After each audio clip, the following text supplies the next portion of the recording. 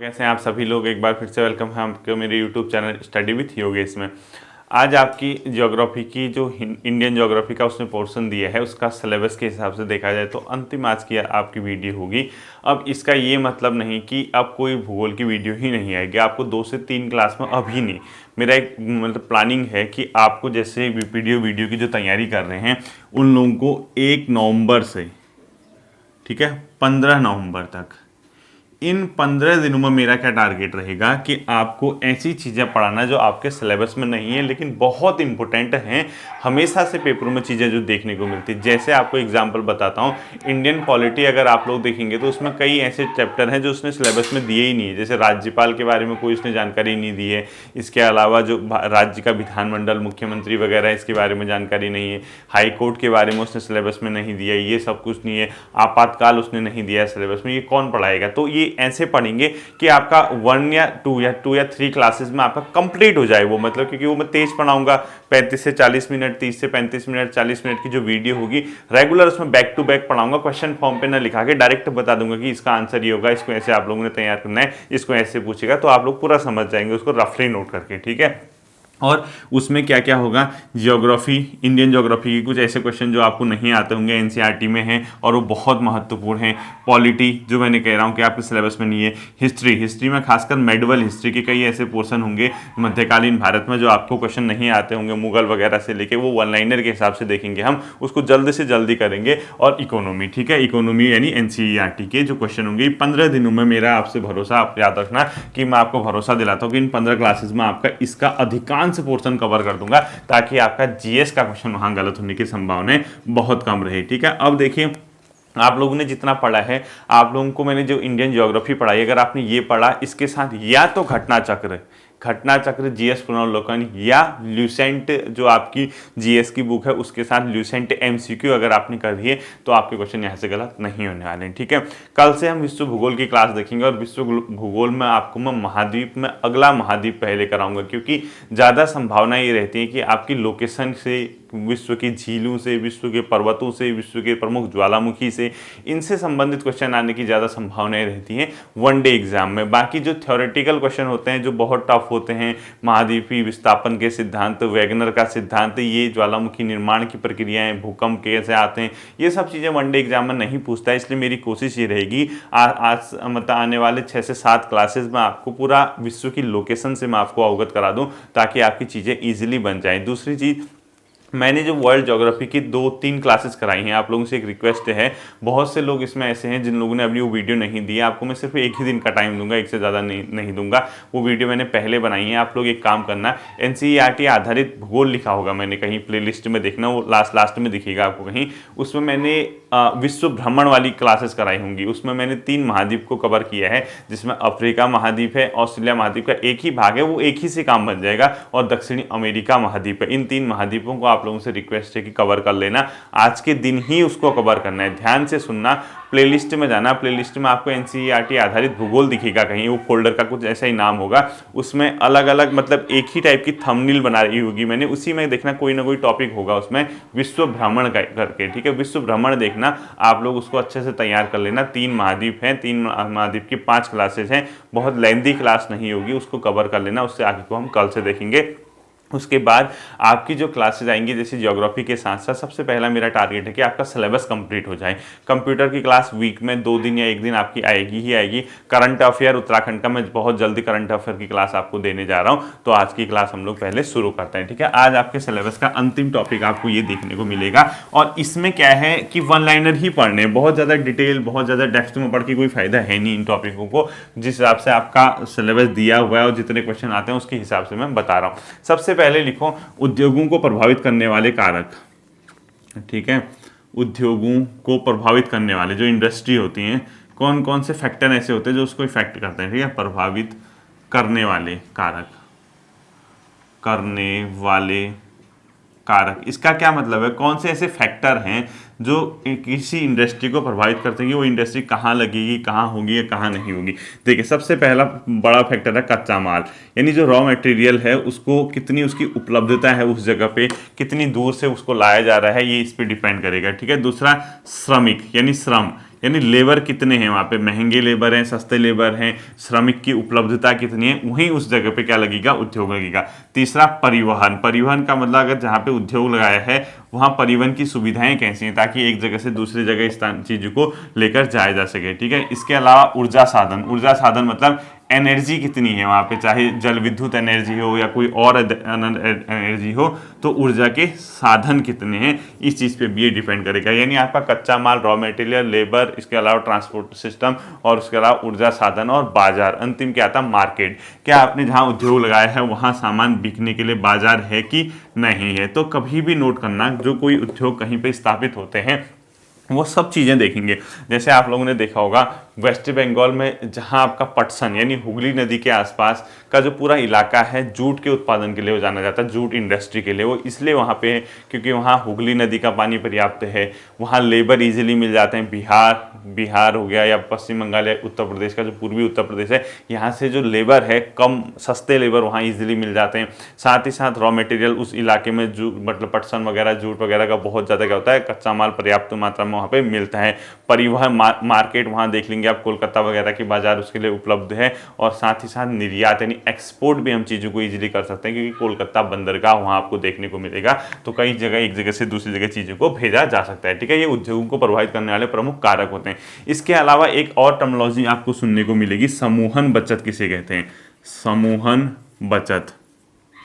क्या पता क्वेश्चन कभी इस टाइप के आ जाते हैं ना, देखो सब्जेक्ट वाइज पेपर हैं तो इस टाइप के क्वेश्चन आने की संभावनाएं रहती हैं। समूहन बचत को इंग्लिश में बोलते हैं एग्लोमेरिएशन इकोनॉमी, ठीक है, एग्लोमेरिएशन इकोनॉमी, एग्लोमेरिएशन इकोनॉमी, इकोनॉमिक्स लिख दो, एग्लोमेरियन इकोनॉमिक्स, ठीक है। इसका मतलब होता है समूहन बचत का सीधा सीधा मतलब उद्योग ऐसी जगह स्थापित किए जाएंगे जो बाजार के आसपास हो, यानी उद्योगों का नगरों के आसपास इकट्ठा होना ही क्या कहलाता है, समूहन बचत।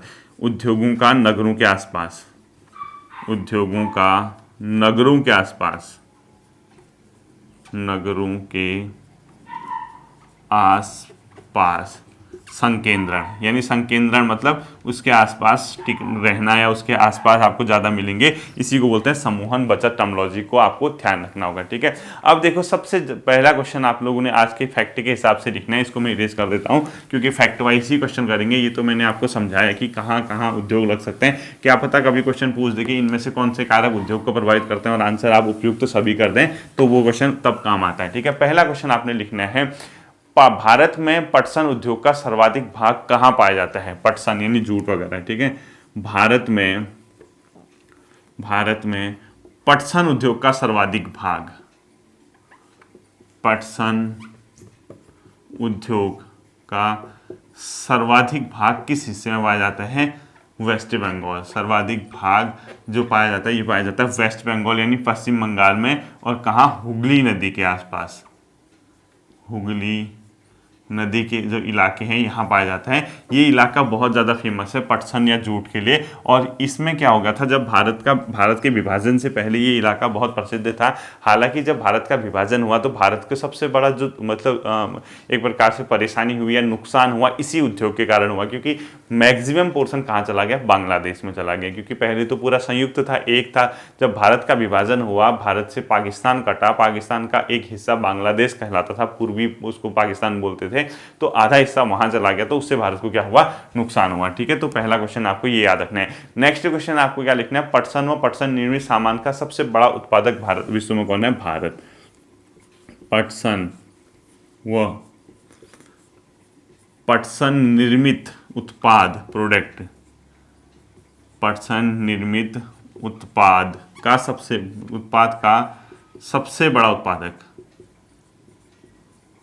सबसे बड़ा उत्पादक अगर कोई देश है तो वो है भारत। भारत इसका बहुत ज़्यादा क्या करता है, उत्पादन करता है पटसन का, और पटसन से निर्मित जो प्रोडक्ट होते हैं। और भारत सेकंड लार्जेस्ट क्या है, मतलब एक्सपोर्ट करने वाली कंट्री, यानी सेकंड निर्यातक देश पटसन उत्पाद का, ठीक है। निर्यातक यानी दूसरे देशों को भेजने में सेकंड पोजीशन में भारत, और फर्स्ट में है बांग्लादेश। फर्स्ट कौन है, बांग्लादेश है, ठीक है, इसको याद रखना। भारत पटसन और पटसन निर्मित उत्पाद का सबसे बड़ा उत्पादक है भारत, और सेकंड सबसे लार्जेस्ट भारत के निर्यातक जो कि एक्सपोर्ट कर रहा है, और फर्स्ट क्या है, कौन है, बांग्लादेश है, जो अपने देश से दूसरे देश में चीज़ों को भेजता है, ठीक है, इसको आप लोगों को पता होना चाहिए। नेक्स्ट क्वेश्चन जो आपका आता है वो आता है लौह इस्पात उद्योगों में कच्चा माल के रूप में क्या क्या प्रयोग किया जाता है। तो लिखो, जो लौह इस्पात स्टील उद्योग है, ठीक है, इस्पात उद्योगों में कच्चा माल, इसमें आखिर कच्चा माल क्या क्या प्रयोग किया जाता है, ये क्वेश्चन आपका कहीं कहीं देखने को मिलता है कि लौह इस्पात उद्योग में कच्चा रॉ मटेरियल के रूप में आप क्या क्या प्रयोग करोगे। तो इसमें हमेशा याद रखना, एक तो लौह इस्पात है तो लौह अयस्क होगा ही होगा, यानी लोहे के अयस्क होंगे जिसमें अशुद्धि के साथ लोहा, ठीक है, अयस्क। इसके अलावा इसमें जो मिलता है, एक आपको चूना पत्थर भी मिलेगा, और साथ ही साथ आपको कोकिंग कोल देखने को मिलता है, ठीक है, कोकिंग कोल, यानी लौह अयस्क प्लस कोकिंग कोल प्लस चूना पत्थर, ये लौह इस्पात उद्योग के लिए प्रमुख होते हैं, जो कि रॉ मटेरियल के रूप में प्रयोग करते हैं, तब जाके स्टील बन पाता है, ठीक है। यानी लौह अयस्क चाहिए, कोकिंग कोल चाहिए, और साथ साथ चूना पत्थर चाहिए। और याद रखना इसका रेशियो कैसा होता है, 4:4:2:1, यानी अगर 4 यूनिट आपने लौह अयस्क मिलाया तो उसमें उसका हाफ आपको कोकिंग कोल मिलाना पड़ेगा, और उसका भी हाफ आपको चूना पत्थर मिलाना पड़ेगा, तब जाके वो क्या बनता है, एक प्रकार से इस्पात के रूप में कन्वर्ट करने के लिए प्रोसेस अपने आप में अपनाई जाती है, ठीक है। और याद रखना एक और चीज, इस्पात को कठोर बनाने के लिए उसमें क्या मिलाया जाता है, मैग्नीज मिलाया जाता है। तो एक पॉइंट लिखो, इस्पात को कठोर बनाने हेतु, इस्पात को कठोर बनाने हेतु क्या प्रयोग किया जाता है, मैग्नीज, मैग्नीज, ठीक है। इस्पात को कठोर बनाने हेतु क्या प्रयोग किया जाता है, मैग्नीज का प्रयोग किया जाता है। ये भी आपको ध्यान रखना है कि इस्पात को अगर कठोर बनाना जाएगा तो उसमें क्या प्रयोग किया जाएगा, मैग्नीज प्रयोग किया जाएगा। ये भी आपने क्या रखना है, ध्यान रखना है, ठीक है।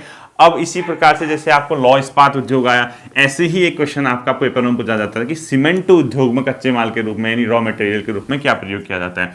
तो लिखो, सीमेंट उद्योग में कच्चा माल, सीमेंट उद्योग में कच्चा माल, यानी इसका सीधा सीधा मतलब है, जब आप सीमेंट का उद्योग लगाओगे तो उसके लिए जो रॉ मटेरियल चाहिए होते हैं वो क्या चाहिए होता है, इसमें भी चूना पत्थर, सिलिका, एल्यूमिना और जिप्सम का जरूरत होती है, ठीक है। एक तो इसमें क्या चाहिए, चूना पत्थर, सिलिका, एल्यूमिना यानी एल्यूमिनियम, और लास्ट जिप्सम। इन सब चीज़ों का क्या किया जाता है, इसमें प्रयोग किया जाता है। ध्यान रखना कि सीमेंट उद्योग में क्या क्या कच्चा माल यानी रॉ मटेरियल प्रयोग किया जाएगा, जिप्सम। अब जो आएगा आपका मोस्ट इंपोर्टेंट लिखना, भारत में पहला सीमेंट कारखाना, भारत का पहला, इसको मोस्ट इंपोर्टेंट करना, भारत का पहला सीमेंट उद्योग, भारत का जो पहला सीमेंट उद्योग था वो 1904 में चेन्नई में स्थापित किया गया था। ये आपको पता होना चाहिए, 1904 में चेन्नई में इसको क्या किया गया था, स्थापित किया गया था, ठीक है। भारत का पहला जो सीमेंट उद्योग है 1904 में चेन्नई में स्थापित किया गया था, और इसको स्टार क्वेश्चन कर देना, यानी एक प्रकार से इंपोर्टेंट क्वेश्चन आपका ये पेपर में साबित होगा, ठीक है। अगला आपको लिखना है, बॉक्साइट का कच्चे माल के रूप में किस उद्योग में प्रयोग किया जाता है, यानी बॉक्साइट का, ये भी बहुत आता है पेपर में, बॉक्साइट का कच्चे माल के रूप में प्रयोग, रॉ मटेरियल, ठीक, कच्चे माल के रूप में प्रयोग किस में किया जाता है, ये किया जाता है अपने आप में एल्यूमिनिया उद्योग में, यानी एल्यूमिनियम में, ठीक है, एल्यूमिना उद्योग में। अगर कोई चीज़ कच्चे माल के रूप में प्रयोग की जाती है तो वो कौन सी है, बॉक्साइट, यानी बॉक्साइट का एल्यूमिनिया उद्योग, एल्यूमिनियम या एल्यूमिना उद्योग में क्या किया जाता है, कच्चे माल के रूप में प्रयोग किया जाता है, ठीक है। अब आपको एक महत्वपूर्ण क्वेश्चन लिखना है, बहुत इंपॉर्टेंट, इसको नोट कर लीजिए। आपको क्या लिखना है, देखना, आपको मैंने एक बार बताया था इकोनॉमी में अलग अलग इस्पात संयंत्र भारत में स्थापित किए गए थे, क्योंकि भारी उद्योग के अंदर आता है, तो उनमें कौन सा इस्पात संयंत्र किसकी सहायता से बनाया गया था, वो क्वेश्चन पेपर में आता है। यहाँ लिखो आप लोग इस्पात संयंत्र, यहाँ लिखो राज्य, यहाँ लिखो सहयोग, यहाँ लिखो वर्ष। इसका क्या मतलब है, इस्पात संयंत्र का नाम क्या है। पहला इस्पात संयंत्र आपने लिखना है राउरकेला इस्पात संयंत्र। क्या लिखोगे, राउरकेला, ये बहुत इंपॉर्टेंट है, इसमें एक न एक पेपर में दिखता है, राउरकेला इस्पात संयंत्र। दूसरा किस राज्य में है? ओडिशा में। ठीक है, कहाँ लिखोगे? ओडिशा। ओडिशा। ओडिशा में आपको क्या देखने को मिलेगा? ओडिशा में राउरकेला इस्पात संयंत्र किसके सहयोग से अगर बनाया गया पूछता है तो जर्मनी के सहयोग से 1959 से इसने काम करना शुरू किया था। जर्मनी 1959। ठीक है, ये बहुत इंपॉर्टेंट है, ये ऐसे क्वेश्चन पूछेगा। राउरकेला को किसके साथ जोड़ेगा? जर्मनी के साथ। इसी प्रकार से दूसरा आपको जो देखने को मिलता है वो मिलता है भिलाई इस्पात संयंत्र। कहाँ क्या है ये? भिलाई इस्पात संयंत्र, यानी भिलाई का जो इस्पात का कारखाना है वो किसके सहयोग से बनाया गया था? सोवियत संघ के 1959 में छत्तीसगढ़ में है। ये कहाँ है? छत्तीसगढ़। छत्तीसगढ़। कब किसके सहयोग से? सोवियत संघ। पहले जो रूस हुआ करता था ना, अभी जिसको आप रूस कहते हैं, पहले वो एक संघ था, उसमें बहुत से अदर कंट्रीज भी थे, जिसको मिला के क्या बोला जाता था? सोवियत संघ, यानी यूएसएसआर बोला जाता था। ठीक है, सोवियत संघ बोला जाता था। 1991 में उसका क्या हो गया? 91 के आसपास विघटन हो गया था, यानी टूट गया था, और उससे कई राष्ट्र क्या हो गए थे? अलग हो गए थे, इसलिए मैंने उसको सोवियत संघ लिखा है। तो इसको छत्तीसगढ़ 1959 कर देना आप लोग। ठीक है, यहाँ से इसका उत्पादन होना शुरू हुआ था। तीसरा आता है भिलाई के बाद जो अगला आपका आता होता है दुर्गापुर इस्पात संयंत्र, जो कि यूनाइटेड किंगडम की सहायता से बनाया गया वेस्ट बंगाल में। दुर्गापुर इस्पात संयंत्र जो है ये कहाँ है? वेस्ट बंगाल में। 1962 से इसने वर्क करना शुरू किया। 1962 किसकी सहयोग से बनाया गया था? यूनाइटेड किंगडम, यानी यूके लिख दो मैंने। ठीक है, आप लोग यूनाइटेड किंगडम मतलब द ग्रेट ब्रिटेन एक हिसाब से कह सकते हो। और ये है कहाँ? वेस्ट बंगाल, यानी पश्चिम बंगाल। इसको उत्तराखंड मत कर देना, तुम्हारा कोई भरोसा नहीं, कहीं लूंगा। यूनाइटेड किंगडम है ये, द ग्रेट ब्रिटेन। ठीक है, इसको यूनाइटेड किंगडम बोलते हैं, उसके सहयोग से बनाया गया था। और अंतिम जो आता है दुर्गापुर के बाद, बोकारो का स्टील प्लांट जो है 1964 से इसने काम करना शुरू किया, झारखंड में है। बोकारो, ये कहाँ है? झारखंड। JH लिख दिया मैंने। ठीक है, और ये जो है 1964 से इसने क्या करना शुरू किया? काम करना शुरू किया। और बोकारो का स्टील प्लांट भी किसके सहयोग से बनाया गया था? अपने आप में सोवियत संघ, यानी यूएसएसआर के सहयोग से बनाया गया था। सोवियत संघ के सहयोग से बनाया गया था। अब देखो यहाँ से क्वेश्चन क्या पूछते हैं, आपको सिंपल सा ये याद रखना है कि कौन सा किसके सहयोग से। देखो दो तो सोवियत संघ के सहयोग से हो गए, कौन कौन से हो गए? भिलाई और बोकारो। दुर्गापुर हो गया वेस्ट बंगाल में जर्मनी की सहायता से, जबकि राउरकेला किसकी सहायता से है? ओडिशा में जर्मनी की सहायता से। और दुर्गापुर किसकी सहायता से? United kingdom. और इसने कब कब से इसने अपना उत्पादन करना शुरू किया, ये ध्यान रखना। इससे क्वेश्चन पूछने की बहुत ज़्यादा क्या रहती है? संभावनाएं रहती हैं। अब बताओ, ऐसे ही क्वेश्चन तो पेपर में आते हैं, हम लोग खाली इधर उधर भटकते रहते हैं। और एक और चीज़ आप लोगों से कहनी है, जो मैं कम्युनिटी टैब में क्वेश्चन डाल रहा हूँ ना, हर क्वेश्चन नोट करने हैं। ठीक है, उसको कतई ये मत सोचना कि अनावश्यक क्वेश्चन पूछे गए हैं। वो आपके लिए रामबाण सिद्ध हो सकता है, वो किताबों में नहीं भी मिलेगा, तो आपको कहीं ना कहीं उसका आंसर देखने को मिल जाएगा। वो मैं खुद ही बता देता हूँ, नेक्स्ट क्वेश्चन में मैं आपका उसका आंसर बता देता हूँ, उसको ध्यान रखना है। ठीक है, अगला देखो अब क्या करना है। इसके बाद जो आपका अगला क्वेश्चन आएगा वो किस फील्ड से आएगा? जैसे आपने लॉ इस्पात केंद्र वाला कंप्लीट कर लिया, इसके बाद आता है स्टील अथॉरिटी ऑफ इंडिया, इसकी स्थापना, यानी सेल की स्थापना कब हुई थी? यानी जो ये स्टील का काम करता है, इसको देख रेख करना, इसके डेवलपमेंट के, इसको रेगुलेट करने का जो काम करता है वो करता है steel authority of India. SAIL की स्थापना 1973 लिखो। Steel authority of India limited, SAIL की स्थापना कब हुई थी? 1973 में, इसको लिख लो। सेल कब बना था? 1973 में। ठीक है, steel authority of India limited की स्थापना 1973 में। दो खाने लिखूंगा, दोनों किस चीज़ के लिए प्रसिद्ध है? लॉ इसके। एक तो लिखो नोआ मंडी और दूसरा लिखो गुआ खान। ये किसके लिए प्रसिद्ध है? लॉ इसके लिए।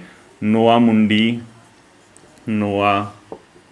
मुंडी प्लस गुआ खान किस चीज़ के लिए प्रसिद्ध हैं?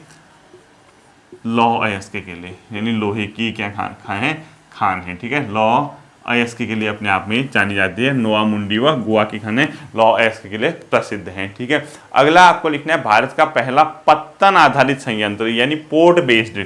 भारत का पहला पत्तन आधारित संयंत्र, भारत का पहला पत्तन यानी पोर्ट आधारित संयंत्र, ये बनाया गया था अपने आप में आंध्र प्रदेश में, और इसका नाम अपने आप में क्या है? विजाग इस्पात संयंत्र। वाइजैक जिसको बोलते हैं ना आप लोग, विजाग इस्पात संयंत्र। ये कहाँ है? आंध्र प्रदेश में, ठीक है। एपी लिख दिया मैंने। विजाग इस्पात संयंत्र क्या है? आंध्र प्रदेश में, ठीक है। अगला जो लिखोगे वो मोस्ट से मोस्ट इंपोर्टेंट करना, मोस्ट इंपोर्टेंट करना इसको, ठीक है। सेलम इस्पात संयंत्र कहाँ है? मोस्ट से मोस्ट इंपोर्टेंट कर देना इसको। सेलम इस्पात संयंत्र ये है अपने आप में तमिलनाडु में। कहाँ है? तमिलनाडु में। सेलम इस्पात संयंत्र तमिलनाडु में है और ये स्टेनलेस स्टील के लिए बहुत फेमस है। यानी इसका जो मेन उद्देश्य है इस इस्पात संयंत्र का वो है स्टेनलेस स्टील, ठीक है। इसको ब्रैकेट में लिखो, स्टेनलेस स्टील हेतु प्रसिद्ध। ये मोस्ट इंपोर्टेंट कर देना, स्टेनलेस स्टील हेतु प्रसिद्ध। भारत में कौन सा इस्पात संयंत्र स्टेनलेस स्टील हेतु प्रसिद्ध है? क्वेश्चन ऐसे पूछता है आपसे, तभी मैं कह रहा हूँ कि इसको मोस्ट इंपोर्टेंट करना कि तमिलनाडु में जो अपने आप में सेलम इस्पात संयंत्र है वो स्टेनलेस स्टील उत्पादन के लिए बहुत ज़्यादा क्या है? फेमस है, जाना जाता है, ठीक है। अब अगला क्वेश्चन आता है, सर्वाधिक सूती वस्त्र मिल किस राज्य में है? सर्वाधिक सूती वस्त्र मिल ये अपने आप में तमिलनाडु में। सर्वाधिक सूती वस्त्र मिल कहाँ है?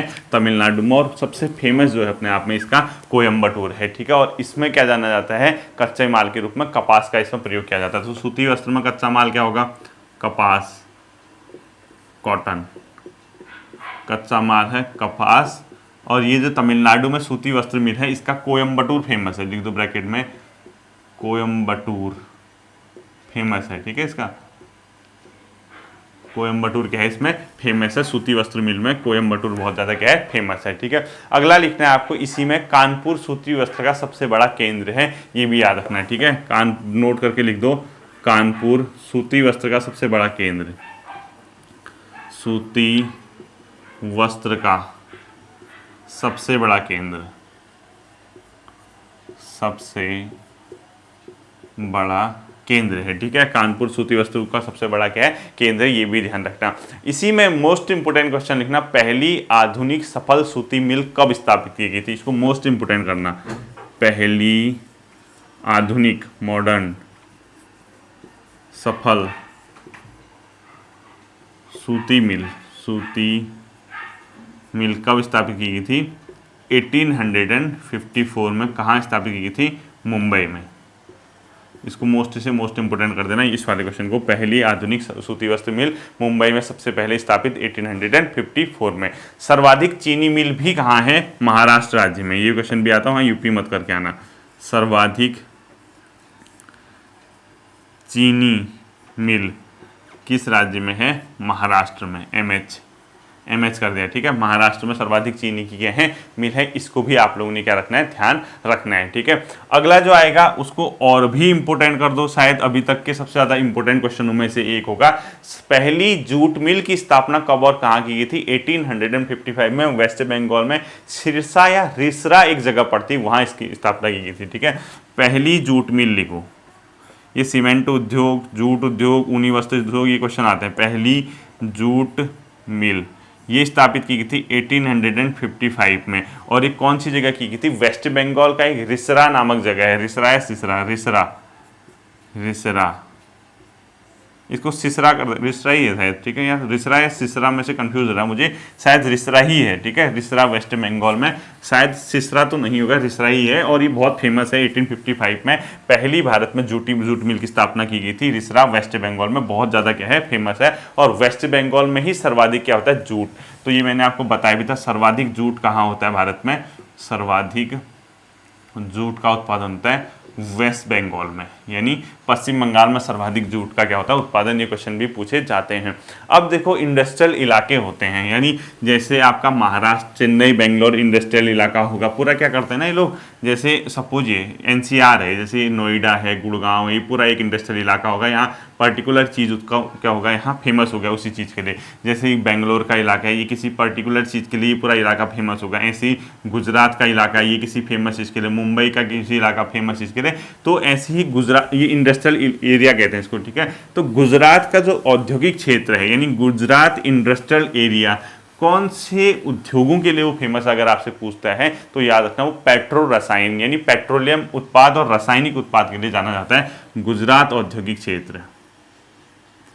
गुजरात औद्योगिक क्षेत्र, ये किस चीज़ के लिए जाना जाता है? पेट्रो रसायन, ठीक है।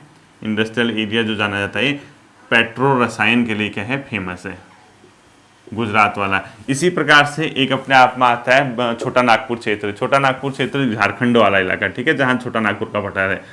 छोटा नागपुर क्षेत्र ये है भारी उद्योगों के लिए फेमस, क्योंकि यहाँ भारी उद्योग यानी इसलिए उत्पादन है क्योंकि लौह अयस्क, कोयला, ये सब चीज़ें मिलते हैं, तो ये इलाका जो है भारी उद्योगों के लिए जाना जाता है, ठीक है।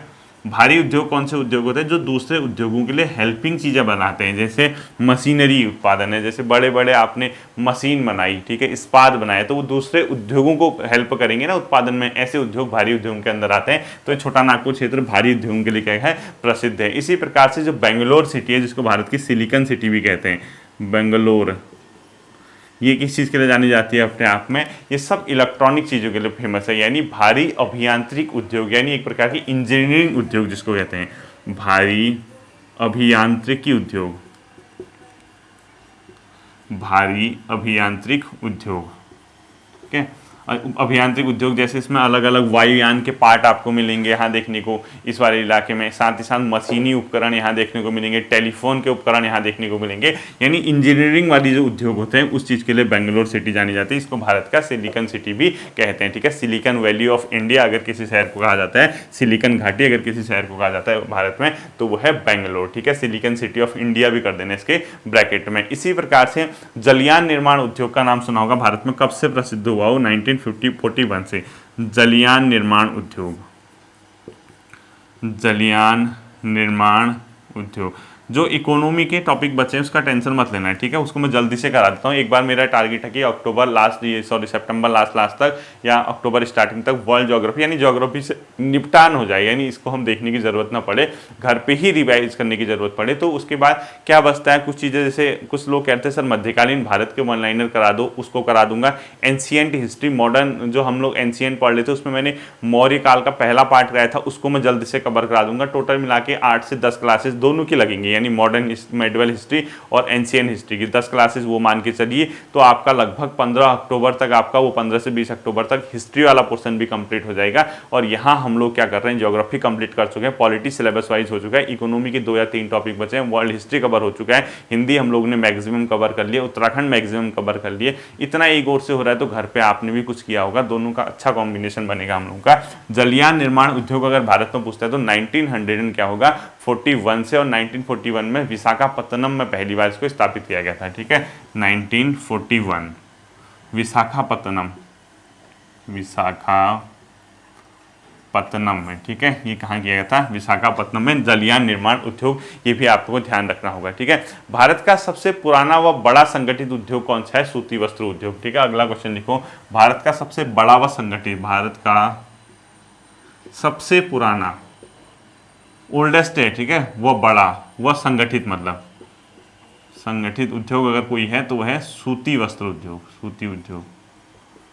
ये ध्यान रखना, सूती उद्योग जो है भारत का सबसे पुराना व सबसे संगठित उद्योग कौन सा है? सूती वस्त्र उद्योग है, याद रखना। और इसके लिए सबसे ज़्यादा फेमस जो शहर है वो है मुंबई और कानपुर, यानी मुंबई और कानपुर इसी चीज़ के लिए इसके लिए भी जाने जाते हैं, क्योंकि कॉटन वगैरह अच्छी खासी मात्रा में मुंबई वगैरह में मिल जाता है, और कानपुर वगैरह इलाके में कॉटन के साथ साथ जो ये कपड़े बन के तैयार होते हैं इसके लिए जाना जाता है, तो कानपुर और मुंबई उसके लिए जाने जाते हैं, ठीक है। अगला लिखना है, इसको भी मोस्ट इंपोर्टेंट करना, सर्वप्रथम ऊनी वस्त्र उद्योग कब स्थापित हुआ था? 1876 में।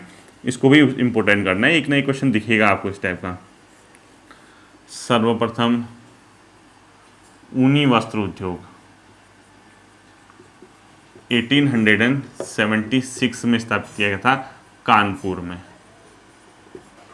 ठीक है। कानपुर में क्या किया था? सर्वप्रथम ऊनी वस्त्र उद्योग। तो आप लोगों ने एक क्वेश्चन सुना होगा, भारत का मैनचेस्टर किसको कहते हैं? अगर आप लोगों ने विविध क्वेश्चन पढ़ते हैं तो उसमें देखना भारत का मैनचेस्टर किसको कहते हैं। मैनचेस्टर कहाँ है? ब्रिटेन, इंग्लैंड में।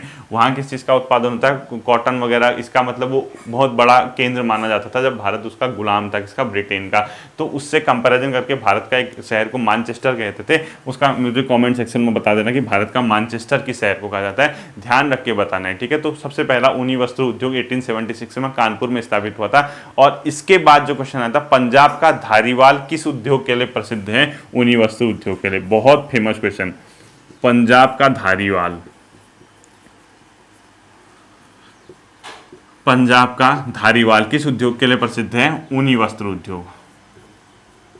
पंजाब का धारीवाल किस उद्योग के लिए प्रसिद्ध है? ऊनी वस्त्र उद्योग के लिए। ये भी आपने क्या करना है, ध्यान रखना। सर्वाधिक रेशम उद्योग कहाँ पाए जाते हैं? सर्वाधिक रेशम का उत्पादन तो कर्नाटक में होता है, सब जानते हैं। सर्वाधिक रेशम उद्योग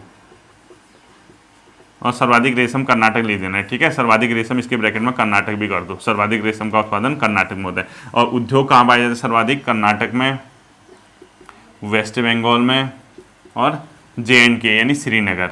JNK, ये JNK का श्रीनगर बहुत फेमस है रेशम उत्पादन के लिए, ठीक है, रेशम उद्योग के लिए। और कर्नाटक, वेस्ट बंगाल ही मैक्सिमम पोर्शन क्या करते हैं, रेशम का मतलब उद्योग चलाते हैं। ये बहुत फेमस सिटी है, ठीक है। इसी के साथ साथ बिहार का भागलपुर भी रेशम के लिए जाना जाता है, तो भागलपुर भी लिख दो।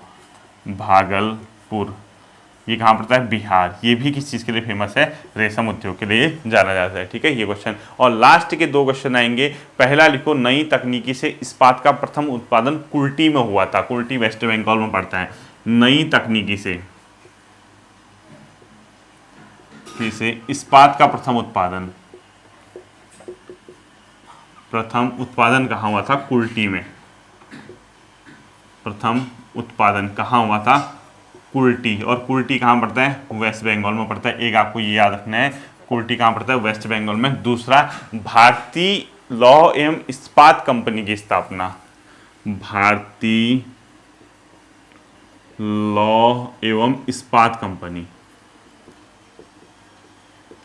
ये कब बनी थी? 1919 में, बर्नपुर में। कहाँ लिखोगे ब्रैकेट में? बर्नपुर में सबसे पहले भारतीय लौह एवं इस्पात कंपनी की क्या हुई थी?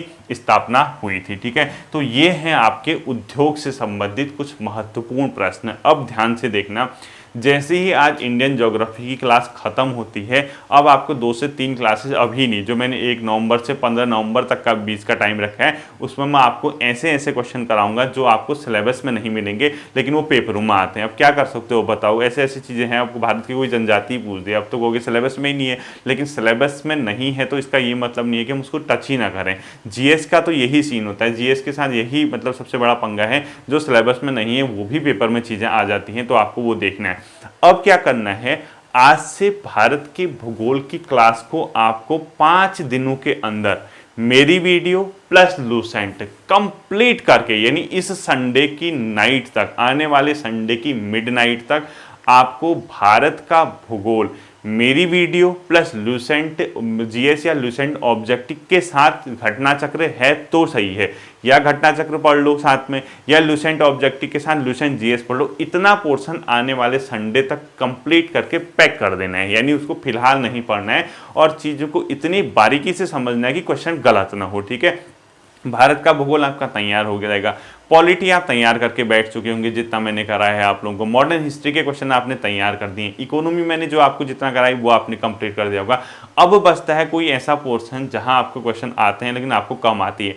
आज का टारगेट तो मैंने आपको दिया है, आपको विश्व भ्रमण की 5 वीडियो जो छोटी छोटी हैं। सबसे पहले दक्षिण अफ्रीका महाद्वीप, मतलब अफ्रीका महाद्वीप, फिर ऑस्ट्रेलिया महाद्वीप के ये एक पार्ट, उसके अलावा दक्षिण अमेरिका महाद्वीप। 3 चीज़ों को आप लोग जितनी जल्दी हो आज कंप्लीट कर लेना, ताकि मैं कल से अगला महाद्वीप कराऊँ आपको और आपके क्वेश्चन वहाँ से गलत ना हो, क्योंकि विश्व में क्वेश्चन यही आते हैं, ठीक है। इसी प्रकार से तो हम लोग जल्दी ही उसको भी कंप्लीट कर लेंगे, तो आपकी ज्योग्राफी क्या हो जाएगी, कंप्लीट हो जाएगी।